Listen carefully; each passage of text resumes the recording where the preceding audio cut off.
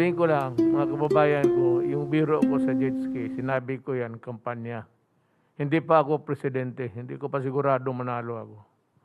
At yun is a tawagin hyperbole. Na imposible talaga na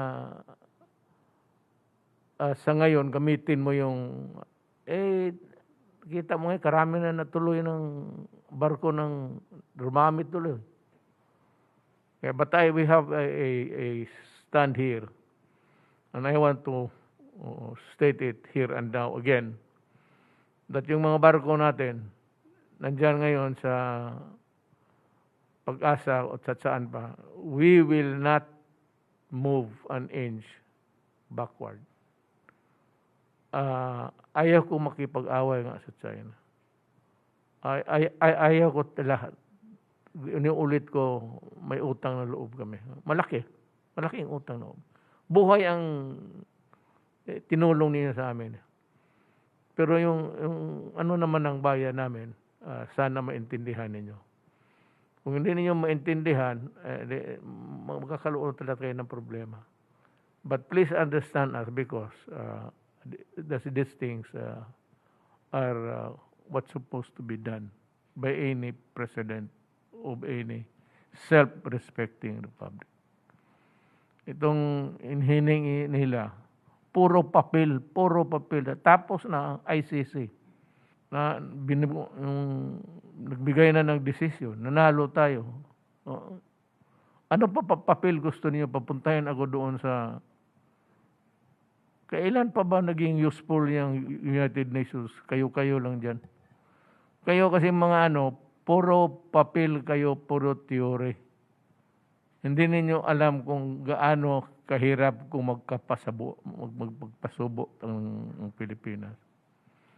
Hindi kayo kasanay kung ilan ang namatay sa harap ninyo. Nandiyan kayo sa itaas eh.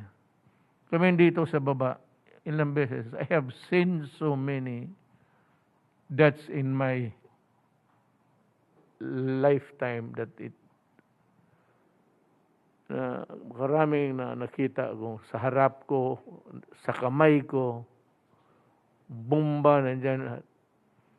Nandyan kami lahat sa baba noon. Alam namin gaano kahirap kung itong maging stupido ka. Really stupid. Wala akong ayaw kong insultuhin kayo. Anong tawag mo dyan? Ayun, mayroon ng... Wala na, saan ako magpunta? To what ba? The United Nations? Please, spare me maging comedy lang ako dyan. So, ngayon, to continue would be the task of Secretary Roque. Pasa ko na siya, tapos na tayo sa pandemya. This is the second part. And just give us a brief, maybe because, nga pala, we have respectfully invited Senator Enrile to come here kasi hindi man ako pwedeng makalabas na mag-usap, pakinggan natin siya. Huwag na tayo, hindi na ako magsalita. Makikinig lang ako sa kanya kasi siya yung, he was there right at the beginning. So sa kanya ako makinig kasi sa kanya ako believe sa utak at pag-intindi nitong problema, itong ating West Philippine Sea. I give you Harry Roque. Okay po. Maraming salamat, Mayor, at maraming magandang gabi kay Senator Bongo at sa ating mga kasama. Well, medyo mahaba po presentation ko pero paikliin ko na lang po. No? At ang aking mensahe ngayon, mabuti na lang po nandito si Senator Bongo. Dahil po dun sa Arbitral Award, meron po talagang importanteng dapat magawa ang bayan. At ito po yung pag-aralan kung anong sinabi ng Hague Tribunal pagdating sa lokal na batas na mayroon tayo na nagsasabi kung anong ating teritoryo. Kakaiba po tayo dahil ang ating national territory po ay bakit ayaw, ay nasa ating saligang batas po, no? At dalawa po ang ating definition ng ating national territory at una po sa 1935 Constitution. Ang sasabihin ko lang po dito sa ating 1935 Constitution na napag-aralan niyo po rin sa law school, ang territory natin ay Treaty of Paris. Unang-una, no? Tapos yung tinatawag na Treaty of Washington, kung saan nakuha natin nung lahat ng teritoryo natin na labas sa Treaty of Paris, kasama po dyan ang Scarborough. Pangatlo po, yung treaty between the US and Great Britain, kung saan nakuha natin yung Turtle Islands. Now, from 1935, nabago po yung ating saligang batas, no? At ito nga po ay sa 1987 Constitution, iba po yung lengguwahe. Ito po ay naging Philippine Archipelago with all the islands and waters embraced therein and all other territories over which the Philippines has sovereignty or jurisdiction, consisting of terrestrial, fluvial, and aerial domains, including territorial sea, seabed, subsoil, insular shelves, and other submarine areas. Ito po napaka-importante. Yung tubig around, between, and connecting the islands of the archipelago, regardless of their breadth and dimensions, form part of internal waters of the Philippines. Importante po yan, kasi internal waters, hindi po pwedeng maglayag ang mga dayuhan na walang pagpayag ng ating bayan. Importante po yan dahil sa territorial sea na mayroong freedom of innocent passage, pati warships at submarines po pwede po maglayag. Siyempre po, tignan nyo naman yung ating archipelago, yung Tanyon Strait, no? Diyan sa Dumaguete at Cebu, napakakitid po yun. Kung merong kung merong innocent passage po doon, pati submarines, pati warships po pwede, banta naman po yan sa ating security. Ang tanong po, dahil nag-ibang lengguwahe, meron ba hong pagbabago sa ating teritoryo? Well, meron po, kasi sa 87 Constitution, pinalawak yung ating national territory. Kasama pa rin po dyan ang Treaty of Paris, kasama po dyan yung disputed territories ng Sabah and Spratlys, at kasama dyan yung iba't ibang maritime zones sa ayon po sa UNCLOS. So pinalawak po ang teritoryo. Now, ang 1950s po, nung tinatalakay ang UNCLOS, sila Arturo Tolentino po nag-propose kasama ng Indonesia ng regime ng archipelagic waters. Kasi nga po, sa saligang batas natin, yung tubig na forming part of our islands and waters are internal waters. So sabi ng Pilipinas at Indonesia, kilalanin nyo to. Pero, at dahil nga po nais nating palakasin yung ating posisyon, gumawa po tayo ng batas noong 1961, RA 3046, as amended by RA 5446, na nagguhit nga po ng archipelagic waters kung saan ang tubig sa loob ng archipelagic waters ay internal waters. So ito po ngayon ang ating territory. Yung square po ay ang Treaty of Paris. Yung straight baselines po sa archipelago natin, yan po yung ating archipelagic baselines. Ang tubig sa loob nun, internal waters. Wala pong pwedeng maglayag na walang consent natin. Yung tinatawag nating territorial seas, yung tubig po sa loob ng kwadrado ng Treaty of Paris. Now, lilinawin ko lang po na itong Treaty of Paris, hindi po ito historic claims to waters. Unang-una, archipelago po tayo, ang definition is unity of land and waters. Pangalawa po, tratado po ito nung binenta sa panig ng Spain at ng Amerika na kinikilala ng ibang mga colonial powers sa Southeast Asia na boundaries ng binentang archipelago na Philippines. Importante po yan kasi sa international law, meron pong prinsipyo, general principle of law, uti possidetis iuris. Ang sabi po niyan, colonial boundaries are conclusive. Kasi kung hindi po, yung mga bansa na nagkaroon ng kalayaan, mag-aaway-away talaga kung saan ang kanilang boundaries. So sabi, para maiwasan sa ang pagdirigma dahil sa boundaries, colonial boundaries are conclusive. Now, gaya ng aking sinabi po kanina, no? Nag-propose tayo ng archipelagic baselines pero nabigo po sila Arturo Tolentino.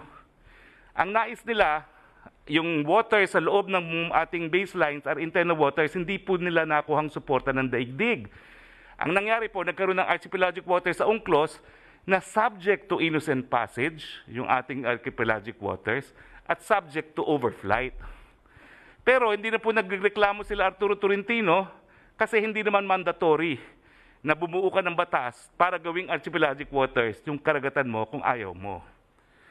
Biglang fast forward po sa 2009. At dito po, ang tingin ko, nagsimula talaga ng problema at makikita niyo po, napakalaking problema. Sinabi po na nagkaroon ng administration bill na kinakailangan ng bagong batas to comply with UNCLOS. Mandatory daw po yun. Sa totoo lang po, doon sa kaso na hinain namin ng Magaliona versus Executive Secretary, inamin naman po ni Justice Carpio, hindi siya mandatory. Permissive lang. Tapos sinabi pa nila, may deadline daw para bumuo ng batas. Yung time pong yun, direktor ako ng UP Institute for International Legal Studies, kami po yung namuno para doon sa pag-gather ng data para sa submission ng Extended Continental Shelf. So yung deadline pong yun is not to pass a law, but to submit data to claim an extended continental shelf. Tapos, ang sabi po siyempre, ng Kongreso noon, it is to our interest daw. Kasi, kapag tayo naging compliant with UNCLOS, mas lalakas ang posisyon natin laban sa mga kalaban natin sa pinag-aagawang teritoryo. So, binago po nilang national territory natin. Ito na po yung national territory natin sang-ayon po sa 2009 New Baselines Law. Ang KIG, in fairness, kaya dalawa pong party itong aking discussion, ano nangyari doon sa archipelago, ano nangyari doon sa KIG, in fairness, hindi nila ginalaw ang KIG at idinikit pa rin sa ating baselines ang KIG pursuant to PD 1596. Now, so ano pong epekto? Unang-una, na lumiit po yung internal waters. Dito po sa original na ating teritoryo, ang internal waters natin, yung nasa lahat ng tubig sa loob ng straight lines. Ang ating territorial sea doon sa kwadrado. Tapos, meron naman talaga tayong EEZ na ginawa rin ni Marcos under PD 1599 naman. Ito pong naging epekta. Unang-una, yung internal waters natin na walang tuluyan. Dahil naging archipelagic waters po sila. No? So, pwede ng overflight, pwede ng innocent passage. Pangalawa po, nawala yung territorial sea natin, na malaki po yan. 263,300 square miles according to the Treaty of Paris. At yung ating territorial sea naging 12 nautical miles na lang po, 34,300 square miles. So ang difference po na nawala sa atin ay sa Treaty of Paris, no, ang ating karagatan ay 263,300 square miles. Sa UNCLOS, lumiit po ng 34,300. Pero ang sabi po ng Korte Suprema, anyway, ang kapalit niyan, napakalaking exclusive economic zone. Pero kung titignan niyo po ito, bagamat meron tayong 200 exclusive economic zone, lahat ng bayan po meron ding 200 exclusive na economic zone. Nagkakaroon po yan ng overlaps. At ang solution po dyan, delimitation, pagkakasundo kung paano hahatiin. So yan po, no? Now, yung KIG po, hindi naman nila ginalaw in fairness. Idinikit din nila. So patuloy po na yung PD 1596 ang nagsasabi kung paano natin na naging teritoryo ang kalayaan. Now, nung nagkaso po kami, ako po ang abogado ni Magaliona, so meron talaga akong interest. Si Magaliona po dating din na talagang from the very beginning, siya naman ang pinakikinggan ng Kongreso na kinakailangan Treaty of Paris pa lang ang dapat na sundin, pero nabago nga po yan noong 2009. No? Taon-taon po yan, dinidinig ng Kongreso kung gagawa ng baselines law. Ang sabi nila, well, wala naman tayong magagawa kasi kinakailangan sumunod tayo doon sa paggamit ng baselines. At yung mga baselines na ito, kinakailangan hindi lalayo doon sa configuration ng archipelago. No? At ang sabi nga nila, hindi rin po pwedeng idikit ang KIG as part of the archipelago kasi malayo nga yung Calayan Island Group. So, anyway, at saka ang sabi nila, yung internal waters, archipelagic waters na rin yun. Although alam po natin kung gaano ka-importante yung pagpayag natin kung maglalayag ang isang warship, ang isang submarine sa ating archipelagic waters. Pero ito po ang pinaka-importante. Yung award po, at sa katotohanan, binasa ko lang ito nung nasa Davao po tayo, binasa ko po uli. Bagamat marami tayong mabuting napalanunan, lalong-lalo na yung walang basihan, yung historic claim to waters, yung 9 dash lines, yung ilang artificial islands na sa EEZ natin, at saka walang isla na mag-create ng 200 nautical miles, so mas madali masettle yung pag-aagawang teritoryo, ito po yung sinabi ng award doon sa ating batas na PD 1596 na refer to by way of incorporation doon sa baselines law. Ito po ang lengguwahe. In any event, the Philippines could not declare archipelagic baselines surrounding the Spratlys Islands. Article 47 of the Convention limits the use of archipelagic baselines to circumstances where such baselines are included, the main islands and an area with a ratio of 1 to 991. Pero in essence, hindi nyo po pwedeng ikabit on the basis of archipelagic baselines ang Spratlys. Pero yun po ang ginagawa ng PD 1569. Pangalawa, para mo gamitin yung straight baselines, ay kinakailangan magkaroon ng practice na yung straight baselines with respect to offshore archipelagos to approximate the effect of archipelagic baselines. In effect, ang sinasabi nila, hindi po pwedeng magkaroon ng offshore archipelago. Sa susunod na paragraph po, ang sabi pa nila is, yun nga po, hindi po pwedeng sitwasyon na offshore archipelago na siyang treatment po ng ating PD 1569. So ang tanong ko po, anong nangyari dun sa batas natin na isa sa dahilan natin sa pag-angkin sa KIG Group?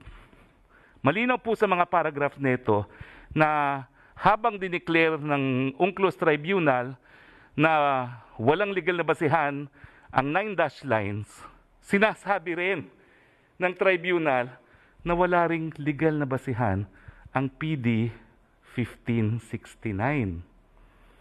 Ang nakakabahala po rito, siyempre, dalawang bagay. Unang-una, yung mambabatas natin, binaliwala ang Treaty of Paris. Pero kung titignan niyo po yung PD 1569 ni Marcos, ang reckoning point niya, Treaty of Paris boundaries. Paano yun? May batas na binaliwala na yung Treaty of Paris of boundaries. Saan ngayon ididikit yung Spratlys? Sang-ayon sa 1569. Pero mas nakakabahala po ngayon, para bagang na-declare as illegal to UNCLOS and null and void din ang PD 1569 dahil po dun sa mga paragraphs na aking ibinasa. Now, lately po nagkaroon ng controversy over West Philippine Reef. Ang problema po kasi dito, it is 175 miles. At siyempre, ang common thinking is if it is 175 miles, kasama sa exclusive economic zone. Pero ito pong problema, dito rin sa arbitral award nito, at hindi naman po pwedeng kukunin lang yung gusto nating desisyon dahil pabor sa atin at hindi natin sasang-iunan yung mga provision na hindi sa atin pabor. Ito pong sinabi, the tribunal finds with respect to the status of features in the South China Sea that Hughes Reef, West Philippine Reef, lies within 12 nautical miles of the high tide features of Makinan Reef and Sinco Island. Kaya nga sinabi ko po, hindi ka bahagi na exclusive economic zone. Bakit? Kasi sabi ng arbitral tribunal, maski pa siya nasa 175 nautical miles. Bakit po? Kasi pag merong isla, merong 12 nautical miles. Ang issue lang, sino may titulo sa isla? Kinilaim po natin yan under 1596. Pero paano po yun? Parang baliwala na yung 1596 natin. At unfortunately, ito po yung mga isla na hindi natin hawak. Ang Makinan Reef po, yan, nagtayo na po ng malaking artificial island ng China. Ito po itsura. Narito po yung mga barko na nag-trigger ng recent controversy, yung mga 220 fishing boats. Kaya nga sinasabi ko, number one, never nating na-possess ito. It is possessed by China and Vietnam. Ito naman po yung installation ng Vietnam. Ito po yung Vietnam, Sinco Island. At malayo, and dahil sa desisyon nga po ng tribunal, it is territorial sea. Kung sino magkakaroon ng titulo doon sa isla, well, siyempre wala pa po desisyon. Kasi kinakailangan dalhin to sa ICJ or sa arbitration. Pero ang tanong ko nga, paano po yun? Sabi rin ng tribunal, parang walang bisa ang 1569. At pag-isipan na rin po, bakit ba natin ginive up yung napakalawak na internal waters at territorial sea? Ang sabi ni Carpe doon sa kaso, dahil siya po yung ponente, ang kapalit niyan EEZ na napakalawak. Pinakita ko po, dahil sa overlaps, hindi po malawak yun. Pangalawa, hindi po yan apples to apples dahil ang EEZ, economic right lang. Samantalang ang internal waters at territorial sea, soberenya at jurisdiction. So it's not apples to apples. At ang pinaka-importanting rason po, hindi totoo na labag sa UN Convention on the Law of the Sea ang Treaty of Paris dahil nga po sa general principle of law ng uti possidetis juris, colonial boundaries are conclusive. And the Treaty of Paris is a conclusive colonial boundary. So dalawang aspeto po yung kinakailangan sa batas. Yung desisyon kung dapat pang bumalik sa Treaty of Paris, at madali lang po yan. Section so and so of Archipelagic Bases Law are hereby repealed. And therefore, we adopt anew the Treaty of Boundaries pursuant to uti possidetis as the means and bounds of our territory. Pero ang masalimuot po, anong gagawin sa KIG? Kasi malinaw po sa mga paragraphs, para pong nawala ng bisa ang 1569. So, ang solution po dyan, lahat ng kiniklaim natin, bilugan ng 12 nautical miles of territorial sea. Yun po yung sinasabi na regime of islands para magkaroon at least ng territorial sea lahat. Pero, ang advantage natin, dahil tayong pinakamalapit sa area, yung kabuuan ng karagatan, mapapasok pa rin sa 200 nautical miles of EEZ. Kung yung mga ibang claimants ay mapatunayan ang titulo nila sa mga isla, meron pa rin tayong exclusive economic zone, pero gaya po ng Juan Felipe, magkakaroon ng pockets of territorial sea. Pero ang balanse, atin pa rin. So napakahirap po talaga ng konsepto, kaya lang, napolitika na naman, sabi nila, hindi ko daw alam ang UN Convention on the Law of the Sea ko, nagdemanda nga po kami dyan sa Magaliona. At ito po yung warning namin sa Korte Suprema. Ang buong akala ko naman po, dahil si Justice Antonio Carpio na naging ponente, naintindihan niya ang UNCLOS, makikita niya yung mga sinasabi namin. Sa totoo lang po, kung ipakita ko sa inyo yung pleading namin, kung bakit kinu-question namin ang Archipelagic Baselines Law, at yung lengguwahe ng UN Tribunal for the Law of the Sea, parehong-pareho po. Nangyari po yung aming worst fears. Nandiyan naman po yung lengguwahe ng tribunal, sinabi rin ng tribunal na kagaya ng 9 dash lines, mali rin po yung ating PD 1569. So yun lang po, Mr. President. Thank you, Secretary Roque. Well said, actually. So, mabutit na lang, I requested you to dedicate half of the time dito sa programa to dedicate it to the issue of West Philippine Sea. Mga kababayan ko, tingnan ko ninyo kung sinong bright. Baski sa mukha na lang. Huwag na yung hintayin pa ninyo magsalita. Tingnan nyo kung sinong pinakagwapo. Tsaka yung isa, may isang, hindi, ewan ko kung Pilipino ito, si Quisa, na nandoon rin sa kabila, asking for the impossible. Not demanding the practical na para maumpisahan natin. But kung ganun ang stand kasi, as I have said, I went to China during the early days of my presidency. Kasama ko si Secretary Lorenzana, Secretary Anyo, who was then the Chief of Staff. Sinadya ko na dalhin yung mga military kasi gusto ko open. Kasi balang araw, there would be a question, bakit ganito si Duterte? Ayan, so the whole of the cabinet, yung kabinete ko, lahat, pati si Senator Go. Sabi ko, ito prangkahan, ganito, harapan kami.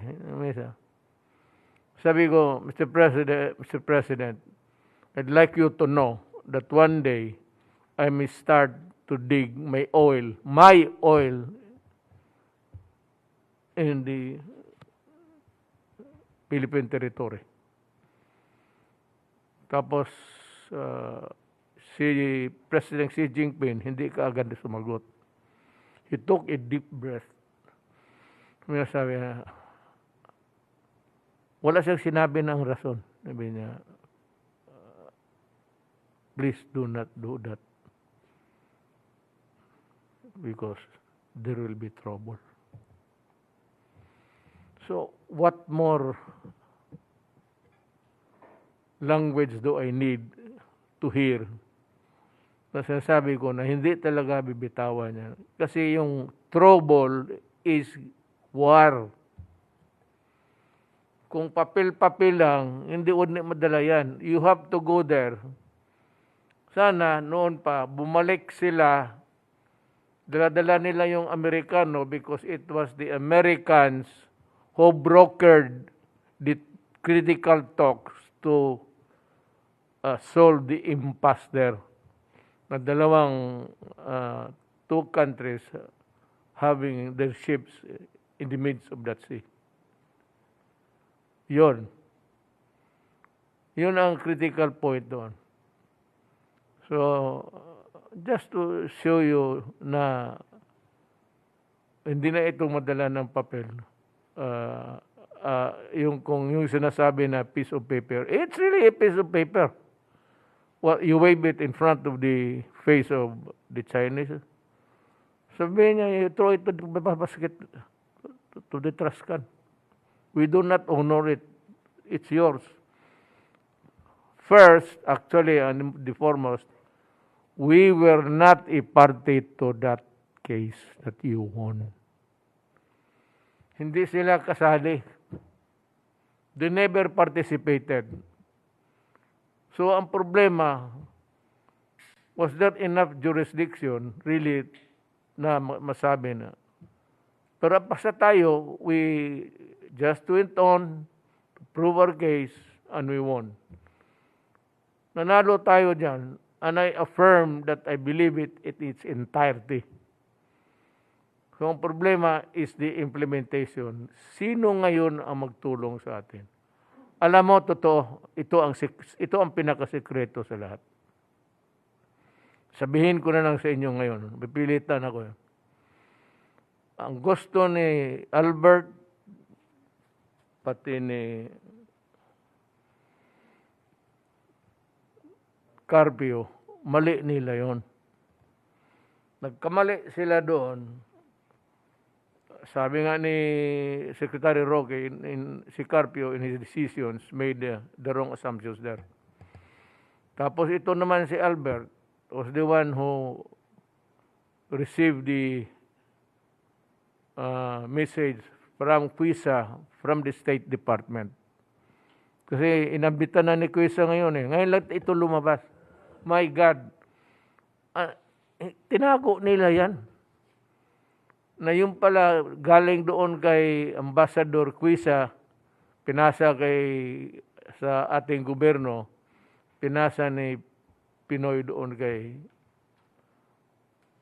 Albert. Tapos Albert was the one who ordered the ship of the Philippine government to withdraw. Ngayon, ang tanong ko ganito, bakit hindi ninyo sinabi na the withdrawal must be mutually acceptable in the sense that how many kilometers would I surrender? That would be the same rule for you. Na hindi nila tinawag lahat. Dandahan lang, dyan na muna kayo. Sinabi ni Albert, uwi kayo. Kaya hindi ako lalabas. I will not go into yung nitty-gritty of itong mga Treaty of Paris. Dito lang ako. Nandoon tayo. Pinauwi tayo. Binuksan natin the floodgates para for China to enter and to renege on its commitment to everybody and opted to stay there and claim the West Philippine Sea as their property. Yun ang wag na natin rule nyo pa English kayo dyan. Hindi maintindihan ng tao yan. Hindi ako lalabas doon. Bakit pina-atras ninyo? Anong napasok sa bakukang sa ulo ninyo na sinabi mo na, alis ako basta mag-alis siya. Ganon na tinawagan mo, sige, alis ka, alis ako. So, paano natin gawin to? Hindi ako alis kung hindi ka, if you do not make the same move in the withdrawal, I will not. So, hindi ako bibitaw. Ngayon, kung umatras ka ng kalahating kilometro ngayon, aatras ako. Kung gusto ko talaga. Ngayon, bakit pumayag sila? Pag atras, wala na siyang ginawa. Kung just hinuhay, diretso tumalikod na lang at pinauwi. Bakit ganon? Bakit ganon? Bright bang kaya kayo? Carpio at ikaw, Albert, ano ka ba, Pilipino? Mukhang hindi ka Pilipino, Espanyol siguro. Bakit ganon? Bakit ka pumayag ka agad na diretso? Hindi naman sa sigurista ka. Basi sabihin mo, mag-atras ka, atras ako. Pero atras ka rin. Sige, atras. Paano? Tatalikod ako? Kita mo. Tumalikod, umuwi yung ating, order Wala naman magawa yung Navy. You are ordered coming from the President himself, this Commander-in-Chief. Pero to, I'd like to put notice sa China. May dalawang barko ako dyan, Philippine government sa which part of the is it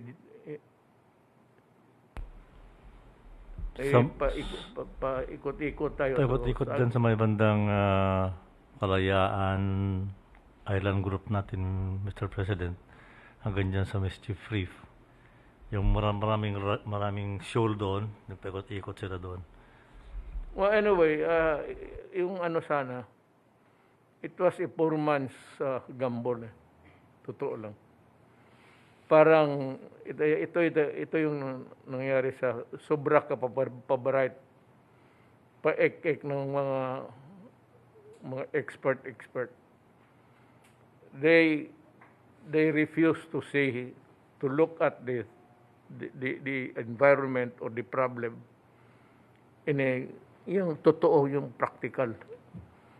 Kaya sabihin ko as China ngayon, I've said before to repeat, I am not ready to withdraw. I do not want a quarrel. I do not want trouble. I respect your position and you respect mine. But we will not go to war. Tsaka hindi naman, it's not wrong to admit na inferior ka in terms of might and power. Hindi naman masama magprangka ka, ito lang talaga ang kakayahan ko. Pero huwag mo naman akong kayahin. Ngayon, hindi talaga ako atras. Patayin mo man ako, kung patayin mo ako, dito ako. Dito magtapos ang ating pagkakaibigan. Ngayon, kung papasok ang Amerika sabi, we will not allow ourselves to be involved in territorial disputes. Yan ang sabi ng Amerika. Pag ang pinag-awayan ninyo territorial disputes, hindi kami makialam. Hindi nga kayo nakialam, pero nakialam kayo, pina-atras ninyo ang Pilipinas. Kayo naman kasi puro what the Americans would say, susunod-sunod lang kayo. I do not have a quarrel with the Americans, but please do not include me with you. Baka tingin ninyo sa akin, kagaya nitong mga insurrectos na ito. Di mo ako mapasunod yan. So sinabi ko, stay put. I die there, we die there, we die. Ngayon, kung ayaw ng Amerika mag-interfere sa territorial dispute, fine. But in the first place, you created the problem. You created the problem not only a few years. You created the problem, as a matter of fact, when you invaded my country. Doon nagkaletse-letse ang Pilipino. From the Spaniards to the Americans. You never give us that dignity of being a true republic. Paray lang kayo ng ano niyo, especially sa military. Ayaw ko magsabihin, pero kung gusto mo, mabuti magkagira at magkaalaman ta. But please do not include me. I will not also, ikaw ayaw mo na ma-involve sa disputes. Ako, when it comes to lives and troubles, wag mo na akong kagaya noon na you created, you imposed your imperialistic might doon sa Vietnam. Yung South Vietnam noon. Tapos tignan mo nangyari. You lost 58,000 of your soldiers. Only in the end to retreat. Nagkahulog-hulog pa, nagkakadarapa pa. Nothing happened. And yung sa akin, yung pinilit ninyo na nagpadala ng PhilCag, Filipino soldiers to fight there. Sa panahon ko, sabi ko, i-contribute ko sa iyo mga Batangas para pangsaksak sa mga kalaban niya. Please do not include my country in your panahon ko. There will never be a time that I will allow my soldiers to go somewhere to fight and join the Americans. Wherever you created. Kasunod, kung manalo itong sunod, kung manalo, God forbid, tingnan ninyo, sabi ko, Pilipino mo kayo, tingnan ninyo yung itsura niya. Tingnan ninyo, look succinctly really. Pakinggan ninyo ang argumento ni si Secretary Roque is by no means makaya-kaya mo. Ako, hindi naman ako participant sa national level. Ng mayor lang man ako. So, limitado talaga ang ano ko. But I will not go out, I said, of that floodgate na ginawa ng Amerikano sa atin. Magtiis na lang tayo. Baski na hindi mo ako bigyan ng mga bagong armas, okay na lang yan. Total, wala man tayong kalaban. So kung hindi tayo magipag-away, we do not fight with anybody. There's really no point in acquiring ballistic missiles. We just ask to be left alone and live in peace. Yun lang. But I'm sure, hopefully, I hope that Senator really would accept the invitation to be our guest here Monday. Kasi more or less isa sa mga tao na nirerespeto ko talaga, both intellectually and so, yun na lang ang maiwan ko sa inyo. Happy Idul Fitr sa mga ating mga